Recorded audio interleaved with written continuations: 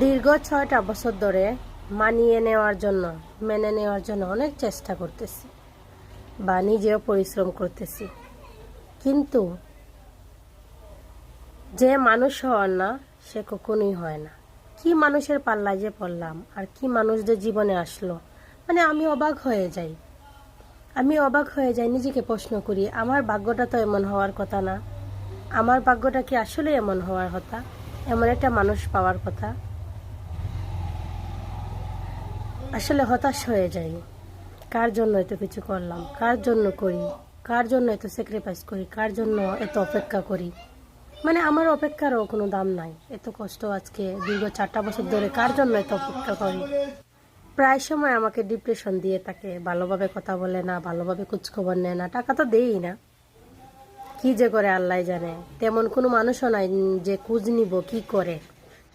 তারপরেও প্রিয় মানুষ তার জন্য অপেক্ষা করি। কিন্তু আমি একটা কথাই বলবো, দিন শেষে আমি যেহেতু শূন্য হাতে ফিরছি, বুঝতে পারতেছি, গত 3-4 মাস ধরে বুঝতে পারতেছি। তাই বলবো, একটু বুঝে শুনে করবেন, যার জন্যই করবেন, কি করবেন বা আমি কি করব। দিশেহারা হয়ে যায়, ফ্যামিলির কাছেও প্রকাশ করি না, কারো কাছে বলিও না। কষ্ট পেতে পেতে ভিতরটা যেন শূন্য হয়ে গেছে, তার জন্য খুবই শূন্যতা অনুভব করি। তো যার জন্য শূন্যতা অনুভব করি তার তো কিছুই আসে যায় না, কথাও বলতে চায় না, ভালো করে ফোনও দেয় না, কিছু না। কিন্তু দিন শেষে একটা জিনিসই, যে একটা মেয়ে ঠকে গেল, তাকে বিদেশ পাঠাইছি আমি বেশি টাকা দিয়া, কিন্তু ওইগুলার বাদ কিছুই না, আমার না। এখনও বিশ্বাস হয় না, তার কাছে আমার কোনো মূল্যই নাই।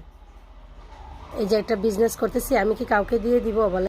যেটা তার গর্ব করার কথা সেখানে সে পাত্তাই দেয় না। তার তো সুনামের কথা যে পর্দার ভিতরে থেকেও তার বউ কিছু একটা ভালো করতেছে, সেফলি করতেছে, একটা কাজ করতেছি, আল্লাহর রহমতে অনেক চান্স পাইতেছি, অনেক কিছুর পাইতেছি, কষ্ট করতেছি বিদায়। তো আমি তো এগুলো কাউকে দিয়ে দিব না, তার সাথেই তো মিলেমিশেই তো করব। আমি যদি টাকা ইনকাম করতে পারি, ধরে রাখতে পারি, তাহলে কি একসাথে এক সংসারে খাবো না, দিব না? আসলে খুবই কষ্ট। দিন শেষে আবারও একটা মেয়ে টকে গেছে, কারণ তার প্রিয় মানুষের কাছে। তাই হাজার আপুদেরকে বলবো, কিছু করলে বুঝে শুনে করবেন। কারণ আমি দেখতেছি আমার সঙ্গে প্রতিনিয়ত এমন হচ্ছে, ঠিকভাবে যোগাযোগ করে না, কথা বলে না, আরও বিভিন্ন। খুবই কষ্ট আমার মনের মধ্যে, খুবই কষ্ট। মানে পাহাড় বোঝা একটা কষ্ট, মানে ভিতরে অনুভব করি যে মানে একটা